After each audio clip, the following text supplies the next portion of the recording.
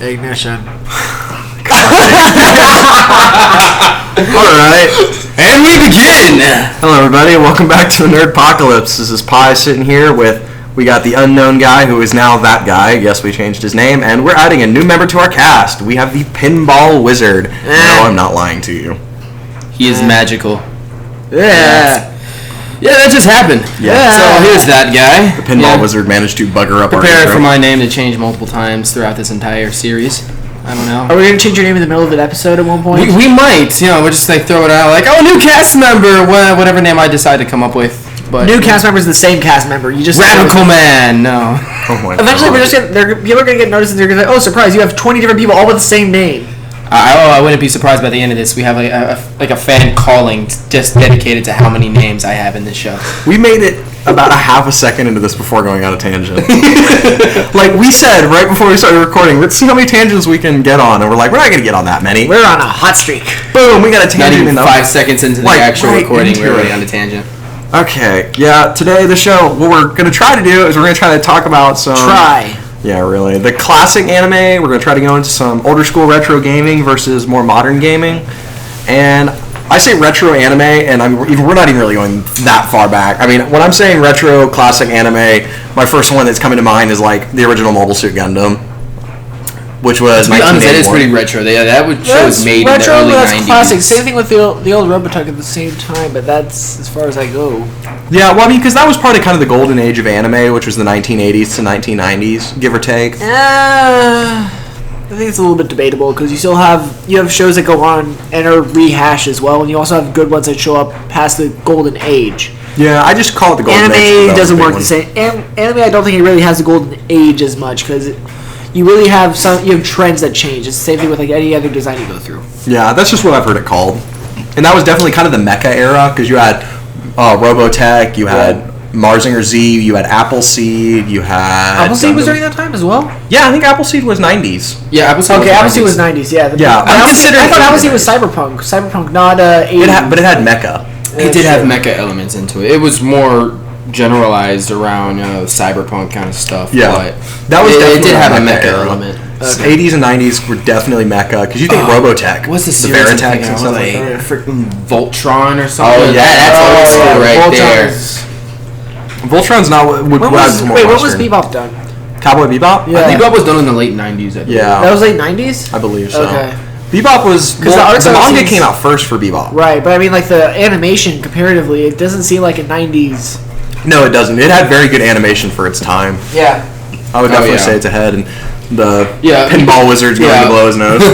Yeah, Bebop is one of those series that I say is a must-watch for anybody just starting off in anime, or not even just starting off in anime. If you even haven't watched it yet as a series, you need to watch. What, it's definitely with Outlaw Star. Yeah, Bebop. I don't know about that because Bebop wasn't the one that. It's one of those defining series in anime that just they did something but then they did it right. I wouldn't say it's a starter. Oh yeah, I wouldn't say it's a starter. You really need to get into anime before you get into it. You have to find something that works. But it is a good anime, even if you're just starting off. Good one, yeah, but I mean, I didn't really get hooked. You have to like it. Yeah, you have to like it. It has to take that initial liking. It's one of those shows, kind of like a Doctor Who or something like that, where you have to have that kind of start before you go anywhere else. It's gonna be an absolute nightmare for everyone listening to that last section because you two are both going at the same time.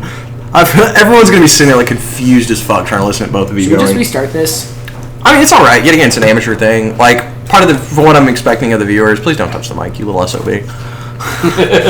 Fucker. I haven't touched it. But yet again, as you guys for listening, this is an amateur podcast. I mean, we do want a lot of transparency. Like, I don't think we really won't cut it unless it is a serious bugger up. Yeah. Because we want you guys to kind of, you guys are going to be experiencing this stuff with us, so. You realize we're so transparent they can't see us because we're only doing microphone recordings, right? God damn it. That's having two podcasts episodes in a row. Yep. 2 episodes in a row, someone is pointing to me saying something like that. Last time I was gesturing to the computer like the people listening could see it. Yeah, I was like for an entire minute we were off on a tangent on how mesmerizing Audacity is when it records. I'm still staring at it. Should we just speed up? We could just speed up this footage or the sound so we could just sound like chipmunks the whole time. So we managed to go for like 3 minutes without a tangent. That's impressive. And we went back. We're on a tangent right now. Yeah, that's true. I think, I think that's probably going to be the reason a lot of people are going to end up watching the show is not because we actually have any idea what we're talking about, but because we're going to go off on random fucking tangents every 5 So basically, much. what we need is random questions then. We're going to need random questions from people. Yeah. Well, yeah, definitely. That's what we want from anybody who's watching is to send us in suggestions on what you guys want us to talk about. And I already know the answer to your question before you even ask it. 42. That's how it's going to Potato. Okay. Those are both equally valid answers. Purple unicorn. You're wishing that was a bottle of scotch right now and not a Sprite. Not going into this. Inside joke. Okay, next, well, let's take it back to where we were at. I kind of want to go into... For me, the first anime that... So, I got back into semi-anime scene. I mean, I watched Pokemon Yu-Gi-Oh! As a kid, but... I got back and watched Code Geass. That's what pulled me in. Definitely. Code Geass is a great series. It wasn't what pulled me back into anime. The subversion. The dub was...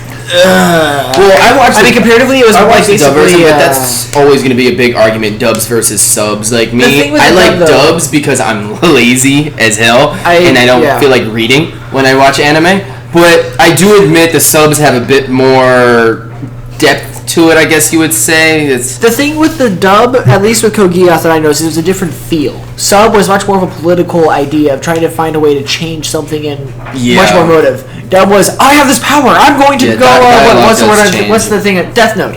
I'm going to be dramatic! Oh my god, don't even get me started on Death Note. I love Death Note all up into the end of that show. I didn't like it because it just kept going too dramatic and The entire story was supposed to be dramatic. Just the fact that he was turning into God, basically. Like, you did that with Code Geass, but there was also political moves. There's an idea. A god is only as powerful. You can be a god as much as you want, but you have to know how to become a god. Yeah. Not just say, I'm a god. I wish you guys could watch the Pinball Wizard as he goes into this stuff, because he's like one of the nerdiest white looking guys you can find. If we get enough money into this and we can actually get video, it would be amazing, because then you could see all of his reactions. This dude is skinny, pasty, white, nerdy looking dude, and watching him go through these motions as he does this shit is funny. Like, you guys don't realize how appropriately funny the Pinball Wizard is. Why did I come here again? It is awesome. Because you were intrigued. Because you want to help make a podcast and make the world see the Nerdpocalypse. The Nerdpocalypse is upon us. It's just getting masked by Twitter and everything else. Really fair. They need to realize we really do need to make a Twitter page, too. No Twitter. Why not? Kills grammar, not worth it. Well, then just use correct grammar. Shit. Yeah, 140 characters. Tell me how that's going to work. Don't post anything long. It's about the best you can do. I mean, we really are going to have to spread this around social media, because definitely that guy is working on a Facebook page for us. We got the YouTube page up and running. I'm just going to be a consultant. I'm going to you're going to help us. I'll figure something out. You're going to talk to people. No! Come on. I'm already busy as is. I'm going to be busy doing my other stuff. Just tell your friends about it. Friends. God, that is depressing. He has depressed me twice today. Once he depressed me with the last time he got laid, and this time he's depressed me with his friends. Or lack thereof, as the case may be. Hey, I'm his friend. I'm not depressing. I love the pause there.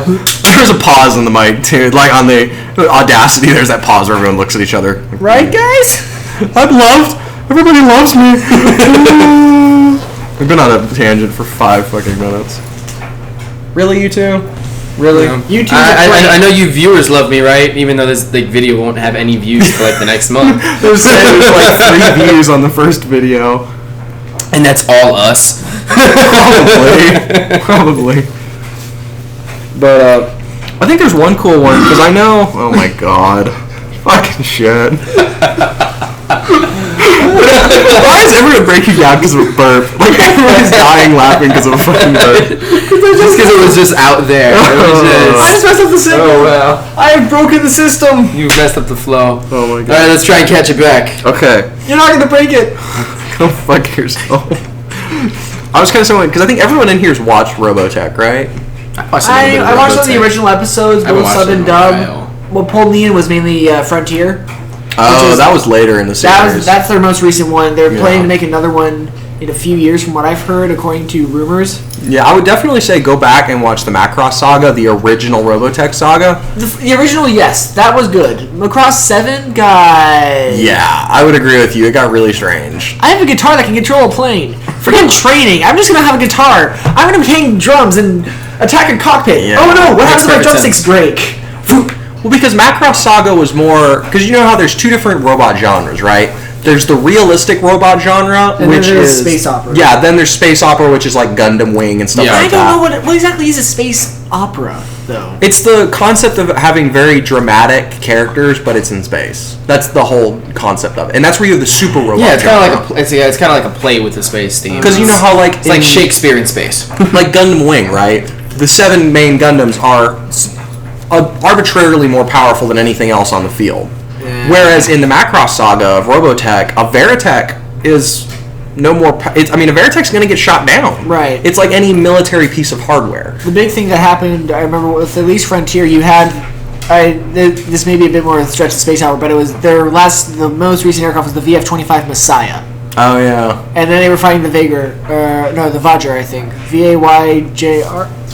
Let me consult the internet on this. Oh, God, he's going to the internet. Yeah, I mean, that's kind of always a good argument because in the older days kind of the mecha genre, you had a lot of these super robot style stuff. I don't think realistic style robots I think that's more of a modern thing. I don't think you saw that till even in video games, like for Mobile Suit, like Gundam Crossfire was the PS3 opener. That was one of the few Gundam titles that was a realistic robot instead of... It was a war machine that you were piloting. You weren't piloting this overpowered Gundam that just wrecked shop. Yeah. So, I mean, that's a very interesting one on the whole argument between what should you what do you want to look at? Do you want the realistic robots of Macross Saga, or do you want the super robots of Macross 7? What I think's needed is you need a mix, and that's the biggest challenge, is you need a nice mix. It's the same thing with sci-fi. You need a bit of that hard sci-fi just to hook some of the people so they can... For me, I'm more of an environment person. I love trying to understand the world that they're in and understand how it all works. If you give that to look at along with the good character development, it's a good anime. You don't do that with like that's the thing that I guess that's a way that Cowboy Bebop doesn't work with me, because you don't really get an environment. You get a bit of the shit, but you're bouncing everywhere that there's no real foundation to build off of. Yeah. The same way. Bebop was just basically they want you to latch onto their characters and love them. It was a personification of a space opera. Pretty much. Really. I would think since you wanted that mix of real robot plus that, you really should look at Mazinger Z, because it has the super robot genre, and the concept of the Mazinger is a super robot. It has all the stereotypical tropes of a super robot, but the universe and the lore is what happens if you have a super robot in a regular real robot universe. You got to pay for collateral damage. Yeah. Fixing it is a nightmare. Fueling it's a nightmare. That's the same thing with what is it? What am I thinking of? Neon Genesis. Oh my goodness! My God. If you want an anime that's realistic, it's not as realistic as the real world gets, which in the real world nobody understands anything. Go with Neon Genesis. You don't understand anything. Exactly my point. You will go through that series straight through all 22 episodes and not understand a damn thing. With Neon Genesis Evangelion or NGE, there is realism that you get with the first few episodes, but then by the end of it, you're completely thrown sideways. And with the whole when Asuka comes back to life, gets strangled. The ending and exactly. I really did like Neon Genesis though. For the Are we supposed to have any? Is there a spoiler warning for any of this stuff that we do? If you are getting spoilers for Neon Genesis Evangelion, I apologize, but at the same point, that series has been out for so fucking long that if you haven't watched it by now, the generations keep going. They're going to keep... here's the thing. I'm going to say this to you guys. Obviously, if you want us to put spoiler warnings, mention in the channel. I will put annotations in for when we might be going into stuff with jumps. Until that point, I'm going to say, come in your show. If you're going to watch us, do expect that we're discussing anime. Then I'll just say that spoil. Then I won't... I'll limit my spoiler, but the only one I'll get to, I don't know if this will be a spoiler warning or not, but when you know what the angels? You know what the AV units are, and that whole thing. That was very interesting. One thing I kind of liked... It was interesting, but it got odd to me. It definitely went into the event horizon of weirdness. But it was so cool in the beginning of Neon Genesis. You know how usually in the super robot genre, Like, they give this young kid a super machine, and he just knows how to pilot. And pretty he much. Just destroys everything, whereas you give Shinji this thing, and he gets knocked out in, 30 seconds? Yeah. Pretty much. Like, that made it a bit more realistic, because it makes sense for some animes, like the series Broken Blade, where... Break Blade. Yeah, Break Blade, or I can't remember what they call it now. It's one of them now. I think it's Break Blade with the 2014 remix. I watched it when it was still the movie series Broken Blade. But where the pilot who comes in is the only one who can do it, and just somehow he already knows how it works. Yeah. Even though it's a lot of it's through trial and error, but still, it doesn't make it as realistic as I would like it to be. But on top of that, it's anime. It doesn't really need to be realistic. The plot needs to move on. But with Neon Genesis, just going in there and saying that Shinji was the worst pilot ever. Yeah, he never really... The one thing I found interesting is when he hit that bloodlust mode, when you have his arm chopped off and he just goes complete... I don't think... That's not him, though. That's his mother. No, that's him. That's when he's in the AV unit and his arm gets chopped off, or feels like it's chopped off because of it, and he goes into that bloodlust mode. I always thought that was his mother. Like, because you know how... He's not inside there with him, though. Well, no, I've heard a million arguments about this one. I'm not gonna lie. I'm pretty sure the creators don't even know which one's correct at this point. But I don't think they'll even tell us which one's right. No, if that's they true. Had one. I'm pretty sure we could do an entire episode on Neon Genesis eventually. Do we really want to? No. Maybe it would be very interesting. Like, maybe as the show goes on, we'll create, definitely for viewers, if you like this, tell us. Maybe we'll take a particular anime and just discuss it. I'd say we could just do specific themes. I mean, right now we're mainly doing a mecha theme, and I think that's fine. You could do mecha themes. We can talk. Have an entire episode. Well, are there any aviation animes that are out there? I mean, plane based. There are a few. There's a new one coming out. I don't remember the name of it. I have it written down somewhere, but it's. I don't know how. It's kind of more like. I think it's kind of more like steampunk kind of themed. Yeah. Most of them are very steampunk, or they're very cyberpunk. But there's not many that are pure aviation. Yeah. That's something I'm kind of curious. I mean, like, Macross hints on it, at least with the Frontier, you have that, where it's also at the same time missile spamming and... Well, you see it in most of the original Macross saga, because Veritex have the three forms, Guardian, Walker, and Jet form. So there's lots of... Well, Guardian... what are the forms that are? I thought Veritech in the original Macross saga? Yeah. There's Guardian... So, F1 Valkyrie, yeah. So the Guardian Valkyrie and Jet. Valkyrie is Walker, humanoid. Oh, okay. Guardian is half jet, half humanoid, and Jet is a jet. Yeah, I thought it was just Jet, Gerwalk, and Mecha. No, and there's 3 in the original Macross saga. But there's lots of very long stretches where they're just in jet mode. So at the same time, you also the thing that you notice with the original, you see RCS thrusters actually being activated, reaction control thrusters. For those of you who don't know, where it's just the pulse of the rockets. You see the exhaust, and you see this thing turn slowly in combat, not boom. Every plane is flying everywhere, whoosh, whoosh, whoosh, and you're flying like you would be in air. The Macross saga does that really well because in a lot of the space battles, the Veritex will go into Valkyrie mode. So they're in humanoid mode. Well, if you actually have to watch to see this, because I'm not going to lie, it's like freeze frame levels if you have to be watching this to see it. You'll notice that in a lot of the scenes of watching the Valkyrie Veritex moving in space, they have auxiliary thrusters. And you'll see it when they move. So you actually see the legs move? Like you'll see parts moving so that they're moving in 3D space instead of just showing them like having just one set of thrusters moving them in space. Wait, so are you saying that they're... Well, I know that they have the legs, which are the engines themselves. They have feet, they have back, and they have, I think, there's like one in the elbow joints, okay. But it's very cool because you have to really watch, and you'll see them maneuvering in 3D space via all these different auxiliary thrusters. Yeah. That one's definitely kind of shown your work when it comes to Newtonian physics and space. You don't want anything... You want things that can push the limits slightly. You want to keep some physics level, but I mean, if you bounce sideways, the Sword Art Online, because my problem is not the first part is okay. It's an interesting plot, but 2 years and you act 2 years. I'm in a bid for 2 years. I beat the game. Okay, I'm gonna get on and walk. I'm fine. It isn't even the fact that they went through an entire 2-year time being within I can't remember what was the name of the game. With an SAO. Yeah. And you came out of the game perfectly fine. What gets me more is that you were in that game for longer than 2 weeks. How the hell did you survive without food or water? On top of that, well, I mean, you could do food intravenously like you would with a coma, but your body atrophies. You're going to get so much less energy to use. Your body's not ready for it. Once your brain functions start diminishing more and more, and you actually start having a degrading mindset, and along with that, so the atrophy is still going on. Yeah. There's no way you're going to be able to move after you get out. There's actually a term for that. It's called acceptable breaks from reality. That's not an acceptable break from reality. That's insane break from reality. The reason they do it... Two words. Anime logic. That is not anime logic. That is screw-up logic. They do it to keep it from a downer ending. Because if you notice from Sword Art Online, it's a seinen series. It's very, very dark. Things go downhill. People die. Yeah. Yes. Well, to keep it from being a complete downer ending, they have to do that. Well, they could find some other way of a plot hole that keeps some of the realism. Say you have the bed which actually moves joints, so it's like a mocked exercise.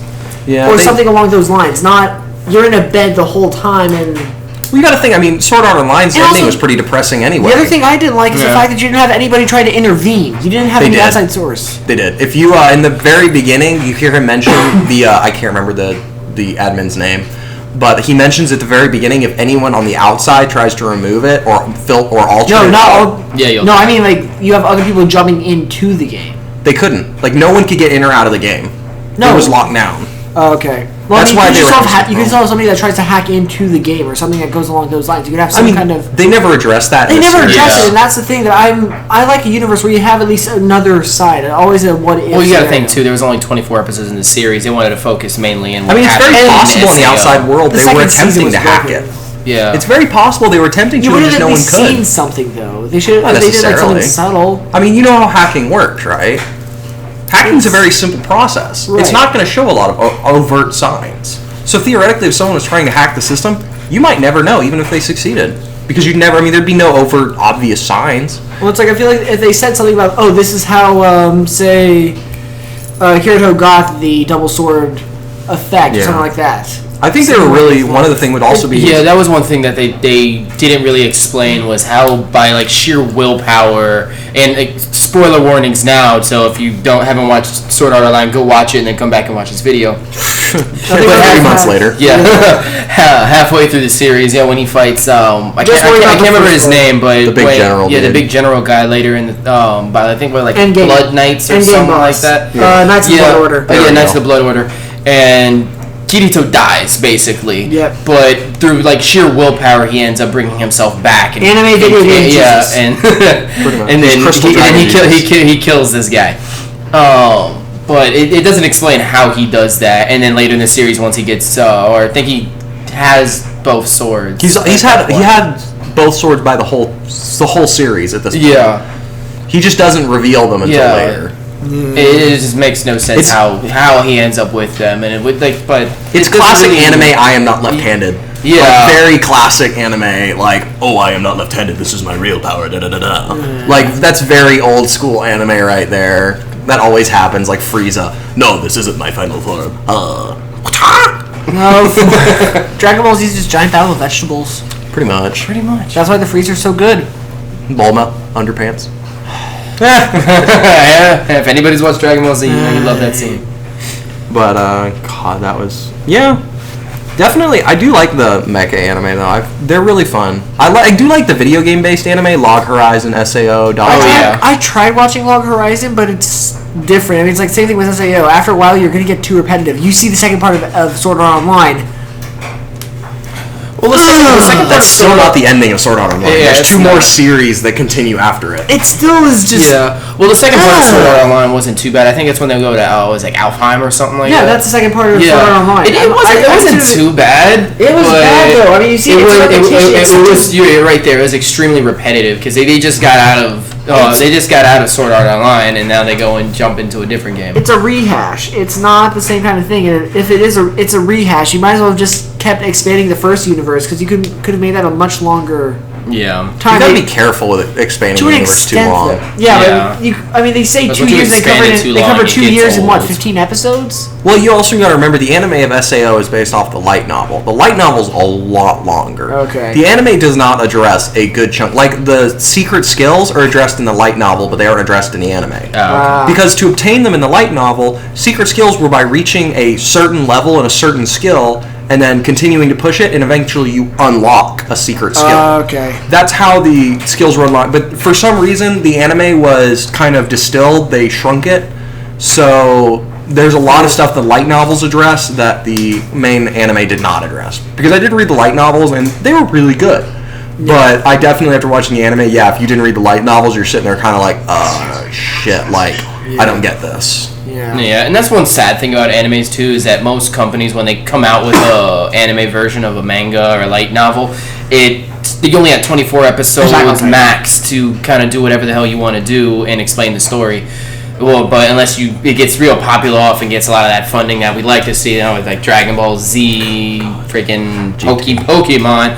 One of my favorite shows, One Piece, Hunter x Hunter. Nowadays, Hunter x Hunter's got more episodes, but Pokemans. It's all based on, I guess, what company you start off with, the funding you get into it. But yeah, I can understand where you get into something and you have to skip some lesser important things to get the main story across. I guess at the same time, you also still have like the bottom one, Attack on Titan, which has that same kind of principle. Attack on Titan alone, I think it was like 24 episodes. 24 episodes, great. They brought it from the beginning. They brought you through everything. They left some things unanswered. They left a good but they did leave it off at a reasonable open-ended ending, unless you watch the after-credit scenes, and then they pissed you off.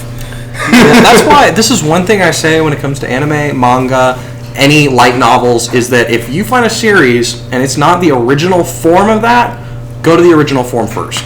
Because the expansions are always going to miss certain things that you would only know if you watch the original. Like Sword Art Online, a light novel originally. Bleach, Naruto, One Piece are all originally manga. Yeah, and that's what a lot of people need to understand too about going into anime, is that they're adaptations of the original. So it's not going to have everything that the original has. But here's the thing, like Code Geass, you had enough of a foundation. They gave you a bit of a universe that you could work with. Well, Code Geass was the anime first.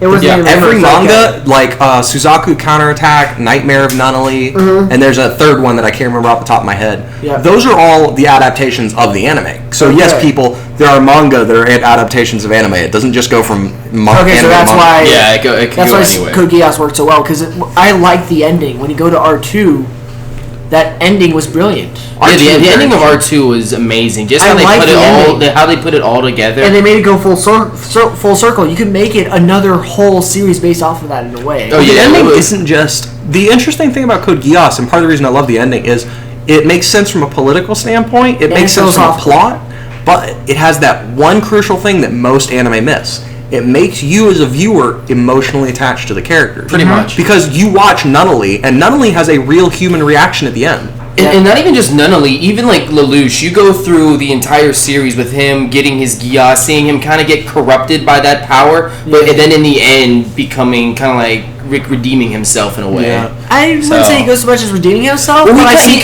what he does. He sets it up in a way. Yeah, it's very interesting. Like the plot, or even more or less to say, he kind of redeems himself in the eyes of his friend, because that's the only one he really cared about was Suzaku. He redeems himself by forcing himself to survive, and that's kind of. But it's cool because it's one of the few anime I've ever watched that convey emotion through face. Because if you look at the end and you watch Nunnally, you watch Suzaku, you look at Karen, they go through what you expect a character to react to watching a person die and knowing that they can never tell anyone the truth. Because they know the truth behind Zero. And it's very interesting because a lot of anime don't do that. They kind of whitewash what these characters, how they should react. Because realistically, that's how you'd react.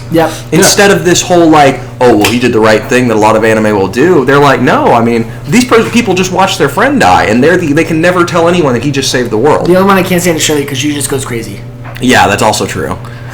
But if you watch Purpleized WTF's Code Geass Abridged, you'll see what happens. Yeah, it's.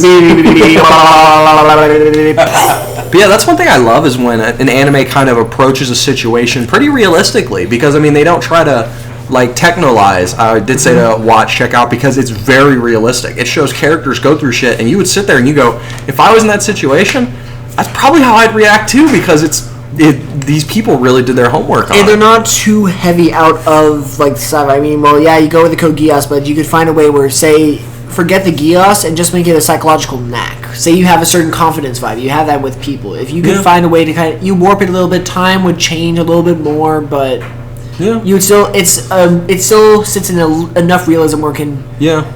You know, I gotta give it to Code Geass because they touched a lot of bases in that show. They've touched, the sci-fi genre, mech genre. They even gone as far to getting into romance, political thrillers. The action, watching Nightmare Frames duke it out was really interesting. So they gotta give them the respect that they touched so many bases in that show, and it worked really well.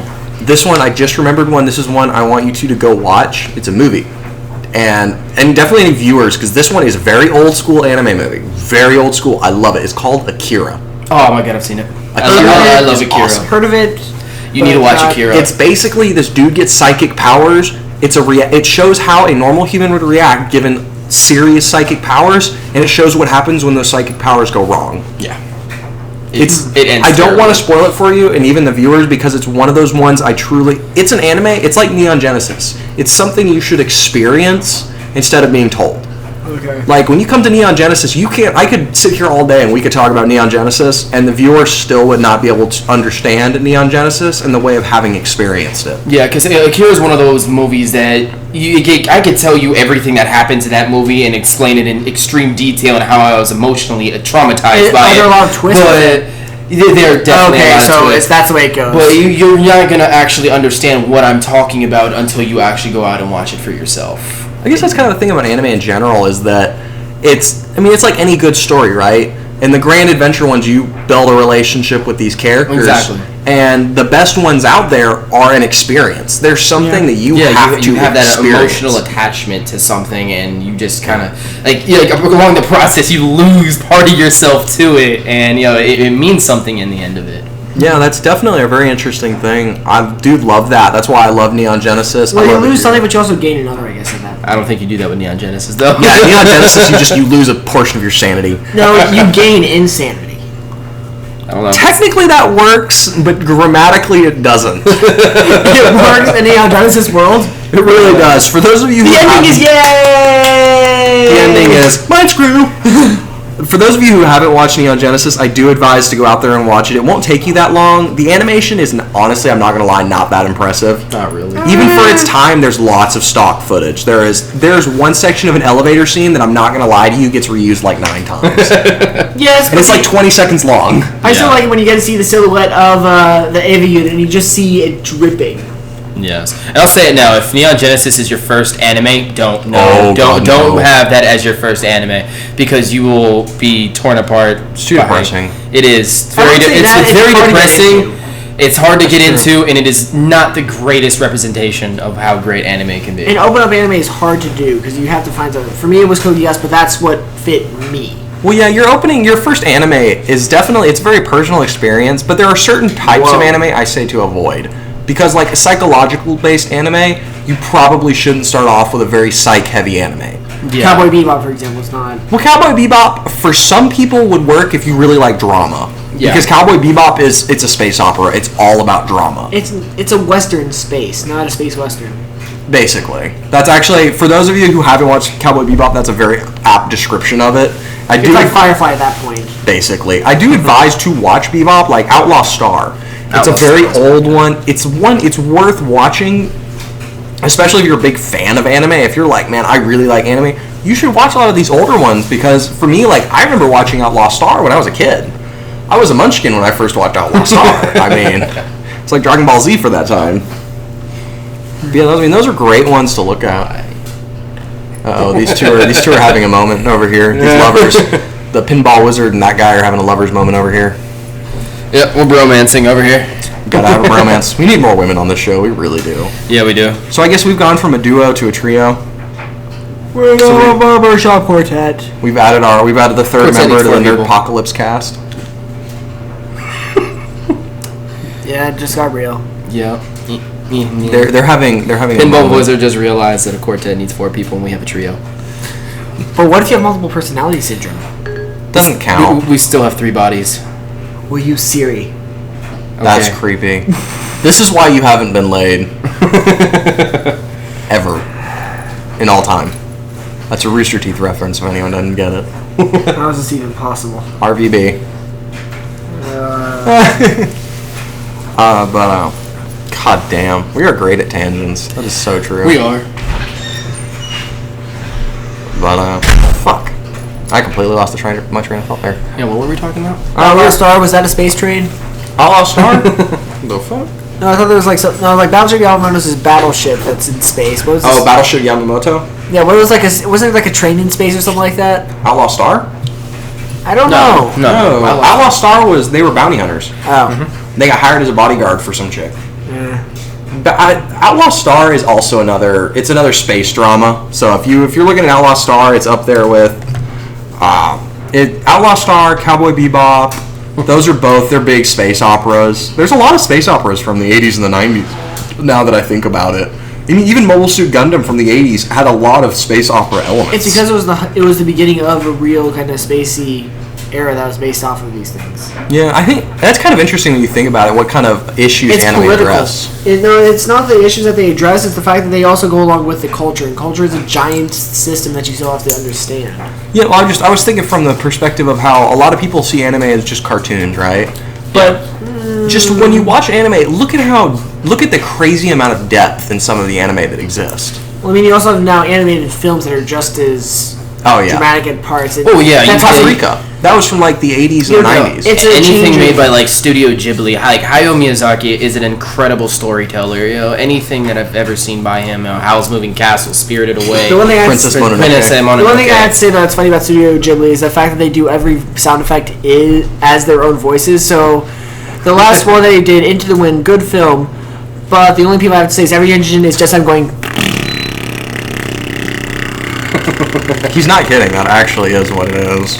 For 2 minutes. Yeah, like that's all it is. It's just quite funny. But and the gears are or something like that. It's like, ooh. That's true. I mean, it's really effective though. We'll make our own Studio Ghibli film. But it's effective when you think about it. Like it works. You don't realize it when you're watching it. No, but it is funny when you realize it and you gotta go back and look at it. Yeah, when you go back, you're just like, holy shit, did that really just happen? It was funny. There's a lot of stuff relating to that. But that's kind of one of the cooler things about it. But that's just one of those things I love to realize is how much depth it really goes on in these anime. But we've been 30 minutes on anime, so let's try to switch over to a little gaming crap because spend another 30 minutes talking about gaming. Oh, we probably won't spend another 30 minutes. Probably spend about 20. Get this to about an hour long. And now there's one thing it was what I wanted to address about. You guys probably heard at the beginning of the video. The concept of how older video games are very mechanics based. You think Final Fantasy, which is your turn-based RPG. You have Busby, you have Mario, which are all literally based around platforming. That is the only thing these video games do. Whereas you come to more modern video games, you're getting into trying to use storytelling and plot devices as basically the fulcrum of the game. You have the Stanley Parable, you have Dear Esther, which are two games that are literally, there is no action in the game. The entire game is a plot device. That's all it is. And I love that stuff because you can, like you've said, you can definitely see it through the years, like back in like the 90s and the 80s, 90s when games were really hitting their marks. It was all based on what you can do in the game, not really what it looked like. Because the original Super Mario was, oh, holy crap! I can jump here, I can move over there, I can smash that block. But nowadays, it's more we can make a pretty looking picture, but what can we do with it? Like, what is this telling me? What does this mean to me? Recently, Telltale Games, The Walking Dead. All story based. It is one of the most engaging plot stories I have seen in a long time. I played through that entire series in a weekend, and I was crying by the end of it. Oh god. That's how emotional that game can be. Well, that's because video games nowadays are definitely trying to fight for their ability to become an art form. Whereas originally games were always kind of seen as beneath a lot of forms of art. Nowadays games are kind of trying to come out and go, hey, we're a game developer. We can make a work of art in a different way. What's happening though is you have that and you have the oversaturation of culture. That's what's happening. The modern social media has also changed that. You have the whole change in nerd culture. You have the Big Bang Theory that is now popular with everybody. You have Twitter and Facebook and everything else that's going on and spreading this. You have the COD jocks taking over games where. Well, I mean, Call of Duty is actually, if you look at the gaming community, Call of Duty doesn't make as big of a part of it as you think.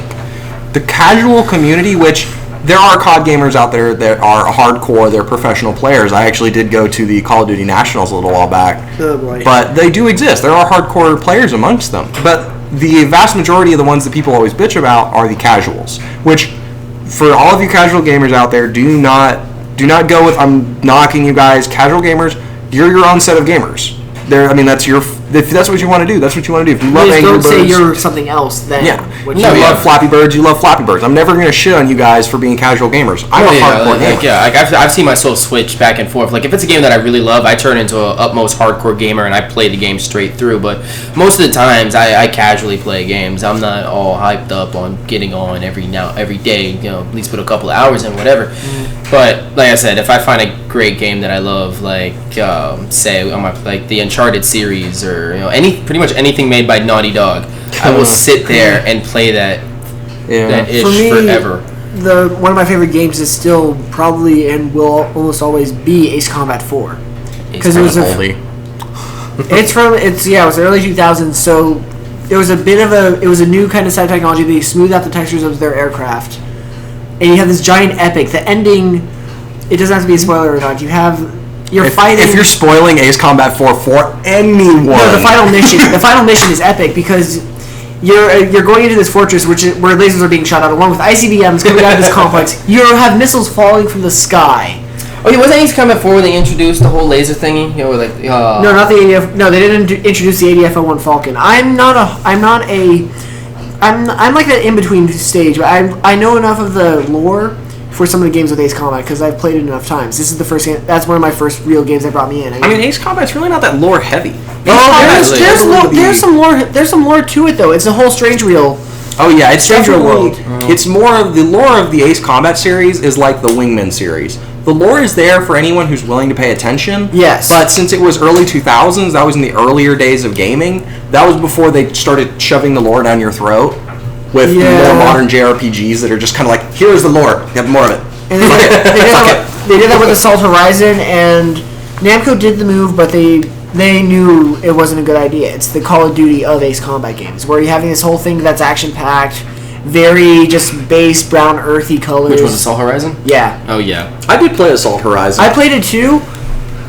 I don't like it. The dogfight and maneuver stuff that went on with it is not the same as going around with, say, AC4. And or just War Thunder. War Thunder is another annoying thing because every time I'm trying to pull up, I keep getting my elevators nicked and I'm not going to go anywhere. No, that is just you, Pinball Wizard. Every time we play online together, I have no problems with elevator control. I can pull up, pull 5 Gs and my screen goes black. But you play once and you lose elevator control. Yeah, I don't know what you do. You know what happens? It's just you. So what happens is I have somebody on my 6. What I do is as I pull that blackout turn. I pull a snap turn on my left side wing, and literally will pull around enough just to get him, and I nick him just at the right time. All you have to do is hit air brakes. There are no air brakes on Lag 3 or any other aircraft for that matter. Oh, they don't? No. The modern jet aircraft had them because there was such a high thrust to weight ratio. Well, some of the older German fighters did. They weren't like modern air brakes. They weren't fighters. No, yeah, that's true. All you would do is you'd hit those, you'd crack back your throttle, you do a barrel roll, and if the opposing fighter doesn't shed speed fast enough, he's going to blow right past you. But you best kill him when you get back on his tail because he's got more energy than you now. So he can outmaneuver you. The big thing's turn rate, and that's where you have aircraft that will excel or not. Well, like you have the Zero, which has scary levels of turn rate in the real world, but dear God, if you shoot him once, he's turned into a fireball. You know why? The history behind the A6M0 is the fact that it never had self-sealing fuel tanks because that was way too heavy. Here I am in an F6F Hellcat. Oh, taking pink. Oh, I hit the fuselage. You don't have to worry about it exploding either way. You can just go home and it's already going to count as a kill for you. Yeah, that's why it was always scary, and this is real world shit, that if you're in a Hellcat, if you went nose to nose with that Zero's going down. A Zero could never go nose to nose with a Hellcat and win. Because the Hellcat has enough power to pull through. Because you could just go straight and just do slasher techniques, which is what came out of World War II. Where you just do air slashes, like an anime thing. Super move, super speed, go. You just see slash. Oh, that's not as bad. You remember Werner Voss from World War I, who, because of the way biplanes worked, could literally turn his plane 90 degrees while in midair. Yeah. That's cool. Because it had a radial engine, so you could rotate the actual aircraft. He would literally turn his aircraft 90 degrees while continuing forward momentum to fire on a target and then rewrite himself. Because he probably had a customized rudder with so much more vertical space at that point. Oh yeah, his. What was he flying? I can't remember. I think it was a triplane. What was it? It's Werner Voss. Werner Voss. Okay. Yeah, he was He was basically the most decorated World War I pilot, barring the Red Baron, because Manfred von Richthofen really did when it came to aerial kills. He was a monster. He flew another custom DR1. DR1. There we go. See, viewers. Our tangents can be educational too. That's true. Well, we went from War Thunder to real world, so we're technically in the video game realm, technically. But you're gonna learn something today, kids. We'll learn today. God, I sound like Dana. You don't use real names. She's not on the show. She's not on the show. What happens if she? She's never gonna be on the show. What happens if she does? If the day comes that she's actually on the show. If we get Dana on the show, I will be impressed. For one thing, because you can't get that girl to sit still for more than 5 minutes. Oh no! And to be honest, the viewers would never know. That's not going to work either. You have enough shotgun mics in enough places, it'll eventually be able to pick up something. Yeah, I can knock her out and hope she talks in her sleep, but that's just about as likely. As freaking that guy goes for the pizza. Gotta get some of that pizza. Well, that's likely. So. That's a scary thought. We're gonna just pretend that didn't happen and go back to. Kind of what it was. One thing I was talking about was the whole casual versus hardcore crowd, because we've been having these fights between these two crowds, and it's kind of stupid when you think about it. Why the casuals and hardcore players always fight? Because the hardcore players are they're stubborn in their pride, and they kind of want to be like, oh yeah, we're the hotshots of the gaming community. But at the same point, it's kind of like, yeah, casuals don't spend as much money, they don't play as much, but they contribute a lot of money to the gaming community, especially in the indie community nowadays. Indie community is almost entirely composed of casuals. Yeah, and I've seen it like in the past, at least past 5 years alone, indie games have been coming out crazy. Okay. Like, they've made a bigger impact, say, like in the past decade than they've had. Well, you think on PC, Steam service right now, all those green-lighted indie games, they're all over the place. Mm-hmm. Freaking Microsoft has been putting all these indie games onto their Microsoft, whatever the hell it's called. I haven't played Xbox in Tile Zone or something. Yeah, it's been so long since I played on the Xbox. Even if I'm a diehard Halo fan, it's been a hot minute. I think last thing I played on my Xbox was Tales of Vesperia, which is great. If you guys ever get a chance to play the Tales series, it's a JRPG that started back in like the NES. It's a really good series. But yeah, I mean, definitely, I guess on our channel, since we're gonna have a lot of people as time goes on. I mean, even right now we have 3, and I'm PC Master Race. We got a Sony fanboy here. Woohoo! What are you, Pinball Wizard? It's so hard to say that without laughing. Lean forward, you bitch. Lean forward, bitch. Are you gonna be the off one and go Microsoft? Even it out? No. Pick a race. I'm not racist. We're supposed to be diverse here. No, we're not diverse. We pick one. What are you? PC Master Race or console fanboy? I see them for different purposes. PC, if you get the emulator, it doesn't really matter. Don't be neutral. No, it actually does. If you're an Xbox exclusive fanboy, like you love Halo more than God itself, you're gonna be an Xbox fanboy. You're always gonna be it, because 343 and Bungie will always be Xbox. They're Microsoft. Whereas, say you're Killzone or you're FF, you're always going to be Sony. For me, I like Ace Combat, but that's been a mainly Sony thing. But they started branching out to a PC game with Assault Horizon, 360 with AC6, Fires of Liberation. Yeah, that's true. So I like both, but the fact is, you're getting to a point also with some of those games that can be emulated. I have a PS2 emulator on my I have a Dolphin emulator for GameCube on mine. Yeah, and you can play some of these games. So in a way, it's not really a PC Master Race as much. I mean, it's like you have the benefits of both, but they both have their place. Yeah, definitely. I mean, I'm never going to knock someone who's not. Like, I don't care if you're a Sony Engage or Microsoft all the way. Oh my god. Engage. You're like the dude still rooting for the Dreamcast. you're gonna be that guy. But I mean, I would never say anything against the guys who are fanboys for other things. Because and I love the PC, but I still have an Xbox. I still have a PlayStation. Because I mean, at the end of the day, hardcore, casual, Sony, PC, Xbox. We are gamers. We're nerds. We love anime. We love stupid, random crap. And I think that's kind of a problem we have, especially in our current communities, is that the nerd community is actually very, very hierarchical and very divisive right now. Like, the nerd community is fighting amongst itself right now. Because have such an oversaturation. It's what happens with any country, culture, body. Which is, I mean, very true. I mean, there's no doubt about that. But I think that's part of one thing I would hope this channel, which will, if we can get enough viewers, make a community out of it, kind of make a community for nerds of all whatever you do. What's the name of the followers if they do this? It's called the Nerdpocalypse. We'll figure something out. And that name's tentative right now. Yeah, anyway. That's what, we'll figure that out. But definitely, it would be nice to create an actual community for people to go to in, like, forums, events, things like that as time goes on.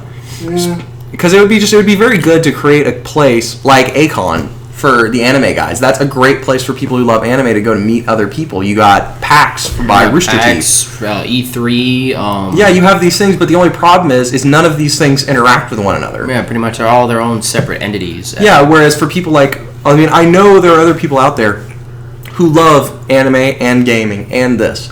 I want a kind of a place where everyone can go together and just do all this stuff, because that would be so cool to mix like Acon and PAX or E3 and Acon. I mean, could you imagine E3 and Acon all going on at one time? It would be insane. So I can imagine the fights people would get into. God, yeah, there'd be arguments like you have the nth degree people that will only say my way or the highway. Oh, definitely. That's what breaks the system down. Well, yeah, you always have those kind of people, no matter what kind. You of always will, because it's going to be it's specialists. Yeah, I mean, it's going to happen, but that's why we're going to be kind of here to help to try to make and guide a community. Because if we can kind of keep that up, who knows? You never know. Because right now we're just a bunch of college students sitting in some dude's apartment. We're squatting here and talking into a Blue Yeti mic on a shitty laptop. But hopefully, if we can keep doing this, we can make it and grow and actually go somewhere with it. Make it into something other than just a shitty podcast where I put corgi pictures up as the visuals. Those corgi pictures are adorable. It was the only thing I had. You're probably looking at corgi pictures right now. I wouldn't be surprised. They're adorable. Don't put up a corgi picture while he's talking, just to... just that one part's going to be something else other than the corgi. But yeah, definitely. I kind of want to do that because we're always talking, the three of us is the current cast. We're just going to go talk to people. I attempt to start putting up posters around the college campus to kind of help spread the word. Because we need to spread the word, help this channel grow. This will be out on Thursday. And we're going to try to get one more video in this week for Saturday. I'd say cut out saying when you do these things or not. You don't know yet necessarily. Well, I mean, if I can't upload this by tomorrow, we're going to have a problem. So we already have problems from the get-go because we always have problems. That's why we're in college. We're in college. We have problems. But hopefully we'll round out the week on Saturday with our last video of the week. We'll try to, as of now, our schedule is sitting at Tuesday, Thursday, and Saturday will be our release dates. Try to get out 3 videos a week. That's not too difficult. It'll be pretty good. Hopefully we can. Hopefully. Get 3 videos out a week and keep you guys updated and all this fun stuff. As these two pass a phone around. I don't know what the hell's going on. They're just over here with this fucking phone. So it's been good chatting with you guys. We almost got an hour-long video of us being idiots. So you're gonna enjoy this 3 times a week. All of us just being idiots. That sounds very rapey when you say that. I don't know why. It just does. So we got Pi signing out. That guy signing out. I was never here. The pinball wizard wants to pretend that he was never here. He's here and he's here to stay. I'm going to tie him up and throw him back in the closet. No means no. No means yes. No. All right, guys. You've had fun watching the Nerdpocalypse. We'll see you on Saturday. We's out.